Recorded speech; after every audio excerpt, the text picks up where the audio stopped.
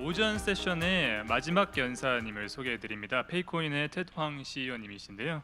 When Payment Meets with Cryptocurrency라는 주제로 강연을 해주시겠습니다. 그럼 큰 박수로 부탁드립니다.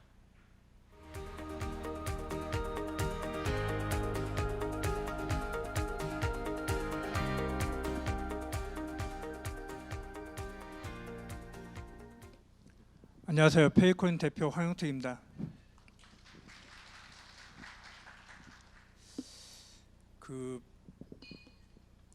저희가 암호화폐 프로젝트를 진행하면서 제일 신경을 썼던 부분들이 비즈니스 모델에 대한 부분이었습니다. 그러니까 일반적인 암호화폐나 블록체인 프로젝트들이 대부분 블록체인 철학에 대해서 굉장히 집중을 많이 하고 있는데, 실제로 비즈니스 현장에서 과연 그 철학들이 그대로 구현되고 있을까, 이게 저희의 고민이었습니다. 근데 실제 비즈니스 현장에서 비즈니스 모델을 만든다고 하는 것들은 결국 해당 산업에 있는 비즈니스의 어떤 니즈를 우리가 충족시키는 것인데, 그 비즈니스 니즈라는 것은 첫 번째는 기존의 플레이어들이 제대로 맞춰지지 못했던 그 불편사항을 해결하는 것들이고, 그 다음에 더 편리하게 개선해 주는 것들이라고 생각을 했습니다. 그래서 오늘 제가 발표를 통해서 저희가 그동안 시장의 니즈를 맞춰주기 위해서 저희가 했던 고민들을 같이 나누고 생각들을 같이 공유했으면 합니다.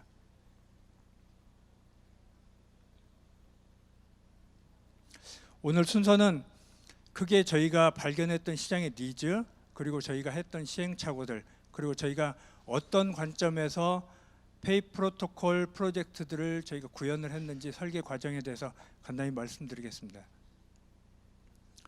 두 개의 이미지 컷이 있습니다. 왼쪽과 오른쪽이 있는데 두 개의 이미지 컷이 약간 상반됩니다.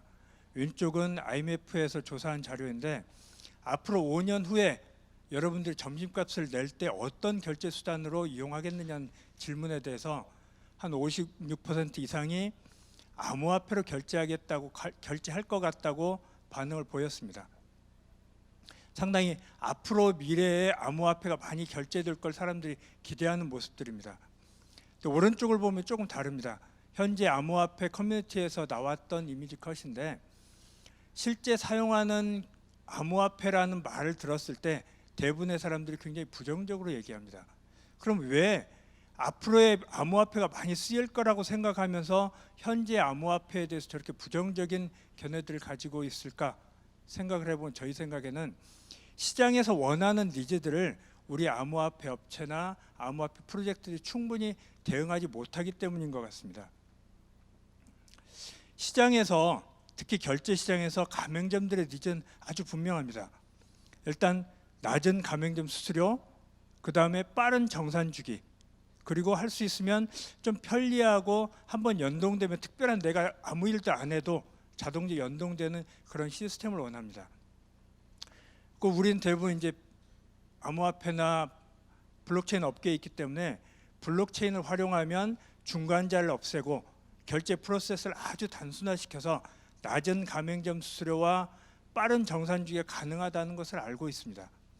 그렇지만 아주 쉽고 연동했을 때 특별한 불편 없이, 아무런 행동 없이 관리할 수 있는 가맹점 시스템까지 우리가 제공할 수 있느냐, 이 부분에서는 상당히 의문점이 좀 남는 부분들입니다. 이 표는 뭐 잘 알다시피 암호화폐나 블록체인에서 많이 회자되는 키워드들입니다. 탈중앙화라고 하는 키워드를 중심으로 해서 합의와 보안, 거래 투명성, 보상, 가격 변동성, 이런 키워드들이 둘러싸고 있습니다. 이것들은 블록체인에서 가장 우리가 중점적으로 고민하고 암호화폐 프로젝트들을 구현하려고 하는 철학과 개념들입니다. 이런 개념과 철학들을 구현하기 위해서 우리는 컨센서스 알고리즘에 대해서 고민하고, 그 다음에 게임 이론이라든지 다른 이론들을 도입을 해서 실제로 블록체인 행위자들의 행위를 예측을 하고, 그 다음에 안정적인 암호화폐 네트워크를 구성하기 위해서 여러 기능과 장치들을 집어넣습니다. 이런 것들을 우리는 토큰 이코노미라고도 하고 에코시스템이라고 합니다. 근데 이 토큰 이코노미 안에서 굉장히 중요한 부분들이 거래 투명성과 탈중앙화를 위해서 거래 참여자들에게 스테이크나 맨데이트나 보호팅과 같은 어떤 행동을 요구하게 됩니다. 정리하자면 블록체인 시스템을 통해서 가맹점들은 낮은 가맹점 수수료와 빠른 정산 주기를 얻을 수 있는데 그 블록체인 시스템 안에는 결국 그 참여자들에게 스테이크나 맨데이트나 보호팅 같은 어떤 특정 행동을 요구한다는 겁니다. 저희가 처음 페이 프로토콜 프로젝트를 준비하고 기획할 때 저희도 이 고민을 굉장히 많이 했습니다. 결제 시장이라는 거에 참여자가 주 참여자들이 가맹점과 그 결제를 이용하는 사람들인데 이 사람들을 어떻게 스테이크와 맨데이트나 보호팅 이런 행위에 참여하게 만들 거냐. 그래서 낮은 가맹점 수수료를 만들어내고 편리한 결제 시스템을 만들어내는지에 대해서 굉장히 고민을 많이 했습니다. 그래서 실제 저희 페이 프로토콜의 초기 버전의 백서를 보면 이런 식으로 구성이 되어 있습니다. 근데 문제가 저희가 실제 현장으로 나가서 가맹점과 제휴하고 이런 영업을 하려고 하다가 벽에 부딪혔습니다. 이런 낮은 가맹점 수수료와 빠른 정산 주기를 이용하려면 당신들이 이런 합의 과정에 합의 알고리즘에 들어와서 어떤 행동을 해야 된다고 했을 때 가맹점들 굉장히 황당해했습니다. 이제까지 결제 비즈니스에 참여하고 있는 여러 결제 툴들이 있는데 누구도 가맹점들한테 그런 요구를 하지 않았던 겁니다. 그래서 이 사람들의 반응들은 너무 어렵다, 너무 복잡하다, 내가 낮은 가맹점 수수료도 좋고 빠른 정산 주기도 좋은데 나에게 이런 행동을 요구하면 난 이걸 하고 싶지가 않다, 이런 반응들이었습니다. 그래서 저희가 이런 시장의 반응들을 보면서 우리 암호화폐가 생각하는 것과 좀 다르다, 이런 느낌들을 좀 받았습니다. 간단히 여기 요약을 했지만 암호화폐가 추구하는 것들은 이런 것들을 통한 토큰 이코노미, 그래서 뭔가 참여자들의 행위를 통해서 투명한 거래, 탈중앙화를 요구하고 그런 쪽으로 우리가 철학을 만들어 갔지만 실제 시장에선 나는 모르겠고 탈중앙화도 모르겠고 블록체인도 모르겠고 나에게 필요한 거는 낮은 수수료와 빠른 정산 주기 그리고 편리한 시스템이라는 거였습니다. 두 개 간에 굉장한 큰 괴리감이 있었습니다. 그래서 저희가 이것을 보면 확인하면서 사실 저희 프로젝트를 한번 접었습니다. 접고 기존에 저희가 생각했던 백서라든지 개념을 다 없애고 새로 맨바닥에서 새로운 네트워크를 구성하기 시작했습니다. 두 번째로 이 시장에서 보여지는 큰 그 우려 사항들과 시장의 니즈와 우리가 좀 다른 부분들이 정보 공개에 대한 부분들입니다. 블록체인 시스템에서는 모든 거래 정보가 투명하게 공개됩니다. 그게 이제 블록체인 철학이고요. 근데 이게 개인의 결제 내역으로 들어가다 보면 이게 공개됐을 때가 상당한 문제를 발생하게 됩니다. 특히 개인의 결제 내역들은 아주 민감한 개인정보로서 이게 오픈되게 되면 자칫 잘못하면 범죄까지 악용될 가능성들이 있습니다. 그래서 실제로 이제 저희가 그 일반적인 블록체인 시스템에서 이더스캔이라든지 블록 익스플로러로 개인의 결제 내용들을 다 우리가 알 수 있지 않겠습니까? 근데 그 블록에는 대부분 원래 주소밖에 없기 때문에 사용자를 특정하기가 사실 쉽지는 않습니다. 근데 이게 결제로 들어가면 약간 상황이 달라집니다. 저희가 페이 프로토콜의 POC를 진행하면서 올해 2월 달에 저희 단알 임직원들과 자회사 임직원들 대상으로 실제 실험을 한번 해보았습니다. 저희 직원 한 명과 동행해서 그 달콤 커피의 매장에서 이 사람이 PCI 금액을 얼마를 결제하는지 결제한 시간은 언제인지를 확인한 다음에 블록 익스플로러로 가지고 그 사람을 찾아낼 수 있는 실험을 한번 해보았습니다. 근데 정말 놀랍게도 10건의 테스트가 모두 다 사용자를 다 찾아냈습니다. 그리고 심지어는 그 사람이 과거에 거래했던 내역까지 다 찾아낼 수 있었습니다.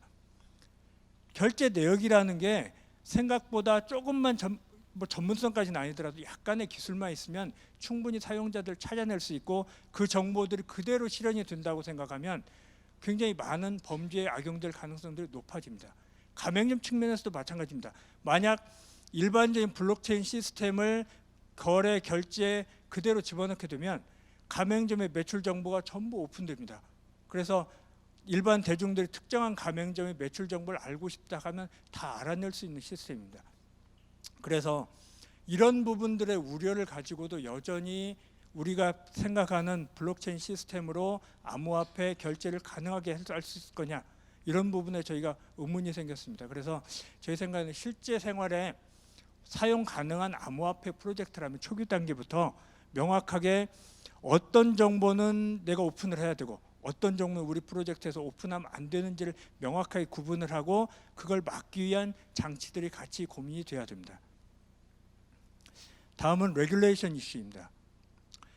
지속 가능한 비즈니스 모델이 되려면 첫 번째 중요한 것들은 당연히 그 비즈니스 모델의 수익성이 굉장히 중요할 거고요. 그 다음엔 당연히 최근 들어서 굉장히 강화되고 있는 레귤레이션 이슈에 대해서 고민을 해줘야 됩니다.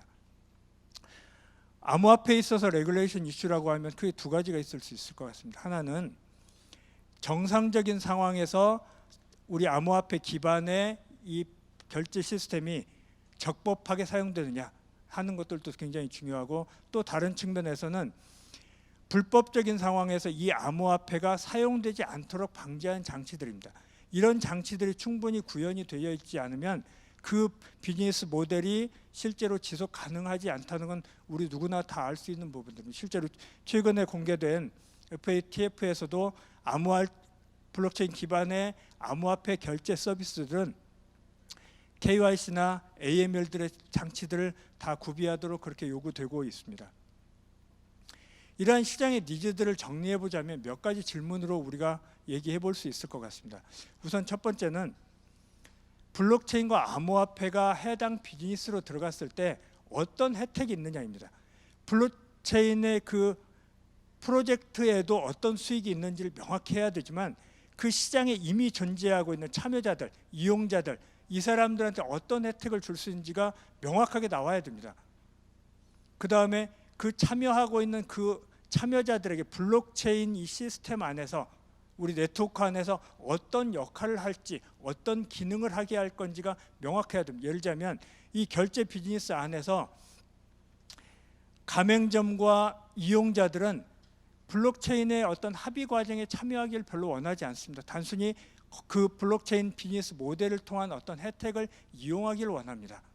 그에 반해서 이 비즈니스 모델을 활용해서 매출을 창출하고 싶자 하는 참여자들이 있습니다. 그 참여자들에든 합의 알고리즘에 참여하게 하고 그 참여할 수 있는 기능을 같이 제공해 줄 수 있어야 됩니다. 또한 이런 실사용 가능 비즈니스 모델을 우리가 들어갈 때에는 이 비즈니스 모델 우리 프로젝트가 어떤 특정 비즈니스 영역, 아주 제한되지만 전문적인 특정 비즈니스 영역에만 활용된 비즈니스 모델을 만들 건지, 아니면 다소 부족하지만 여러 비즈니스 영역에 활용될 수 있는 유연성이 있는 비즈니스 모델을 만들지에 대해서 우리가 같이 고민을 해줘야 됩니다. 그리고 마지막으로 이 블록체인 네트워크가 과연 지향하는 게 무엇인지, 중장기적인 비전은 무엇인지도 굉장히 중요합니다. 이런 걸 통해서 맞닥뜨리게 되는, 향후에 맞닥뜨리게 되는 여러 가지 질문에 대한 답을 할 수도 있고, 같이 코어해야 된 파트너들과의 관계 설정도 필요할 수 있습니다. 자, 앞에 설명드린 세 가지의 어떤 시장의 니즈들과 이런 5가지의 질문에 대해서 프로젝트를 시작하면서 이거에 대한 명확한 답이 우리가 설정되어 있지 않으면 사실 지속 가능한 결제 비즈니스로서의 비즈니스 모델은 사실 나오기가 쉽지가 않을 것 같습니다. 이런 고민과 이런 질문에 대한 답을 기반으로 해서 저희 페이코인과 페이 프로젝트는 시작이 됐습니다.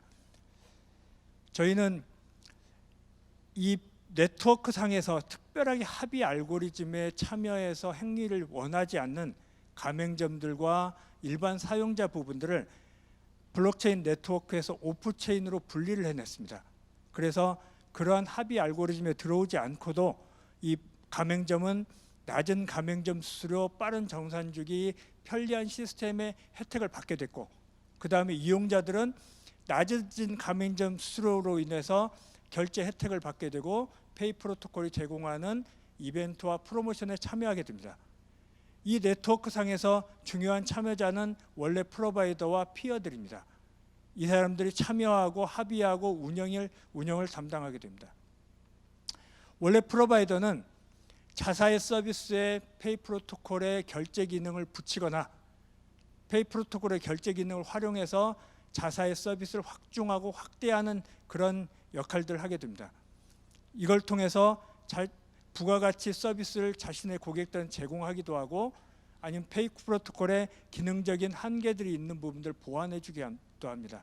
KYC나 AML 등의 레귤레이션 이슈를 같이 해결해 주는 기능도 맡게 됩니다. 페이 프로토콜의 원래 프로바이더들은 예를 들자면 여행 앱 같은 경우는 페이 프로토콜의 원래 프로바이더로 참여함으로써 자사의 앱 회원들에게 전 세계 어디에서나 페이 프로토콜의 다양한 가맹점에서 사용할 수 있는 기능을 제공할 수 있습니다. 그리고 마찬가지로 결제 기능을 활용해서 자사의 앱 회원들에게 수익 서비스를 만들어서 제공할 수도 있습니다. 또 페이 프로토콜에 참여하는 피어들은 자사의 서비스가 가지고 있는 지역, 업종, 환경들의 제한을 뛰어넘어서 페이 프로토콜의 다양한 가맹점들에서 자사의 서비스를 확대해서 적용할 수 있습니다. 때로는 원래 프로바이더로 직접 참여해서 수익 모델을 만들고 같이 활동할 수도 있습니다. 저희는 실제 생활에서 사용 가능하냐는 이 질문은 실제 비즈니스 영역에서 그 비즈니스 모델이 지속 가능하냐, 과연 살아남을 수 있느냐하고 같은 의미라고 생각을 합니다. 블록체인의 기존의 우리 사업 모델들은 대부분 블록체인의 철학에 굉장히 집중을 하고 있었습니다. 저희도 마찬가지였고요. 블록체인이 구현하고 싶은 탈중앙화와 거래 투명성, 투명한 거래 정보, 오픈 이런 거에 대해서 지나치게 많이 집중하고 있었습니다. 그렇지만 우리가 실제 사용이라는 이슈로 점점 실생활에 고객들한테 다가갈 때 그때 고민은 고객들은 전혀 다른 뷰로 우리의 비즈니스를 보고 있습니다. 지금 현재 사용하고 있는 툴보다 과연 저 툴이 더 유용할까? 더 편리할까? 지금부터는 블록체인의 철학에 우리가 집중하는 게 아니라 조금 더 떨어져서 우리의 비즈니스를 정말 비즈니스적인 시각으로 보아야 됩니다. 비즈니스의 니즈가 무엇이고 고객들이 무엇을 원하는지에 따라서 우리의 프로젝트들이 변화되고 변형되고 때론 거기에 맞출 수 있어야 됩니다. 저는 비즈니스 사업 분야와 환경에 따라서 최적화된 합의 알고리즘과 토큰 이코노미가 존재한다고 생각합니다. 우리의 역할은 그걸 찾아내는 역할이라고 생각합니다. 다날의 사내 프로젝트로 시작한 저희 페이 프로토콜은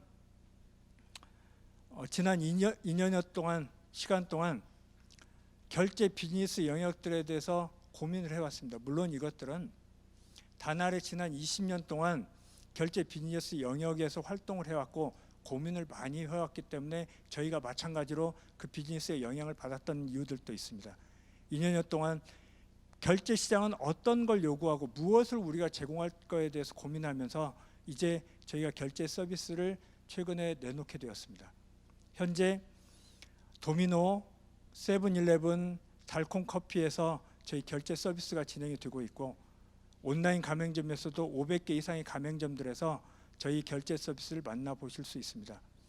현재 월렛 가입자 수 10만 명, 그리고 일거래 건수 1000건, 그리고 일거래 금액 1억 원 정도가 일어나고 있습니다. 앞으로도 저희 가맹점들은 계속 확대될 거고요. 내년부터는 해외 진출을 위해서 여러 파트너들과 같이 협의를 진행하고 있습니다. 앞으로 각 개인들이 가지고 있는 암호화폐 자산을 편리하게 세계 어디서나 이용할 수 있도록 그런 세상을 만들기 위해서 저희 페이코인과 페이프로젝트 팀은 앞으로도 열심히 노력하겠습니다. 그리고 여기 계신 업계 여러분들과 함께 정말 안정적이고 지속 가능한 비즈니스 모델들을 만들기 위해서 정말 성공적인 비즈니스 모델, 그리고 실제 사용해서 사람들이 아주 편리하게 사용할 수 있는 암호화폐를 만들기 위해서 앞으로 더 열심히 노력하도록 하겠습니다. 감사합니다.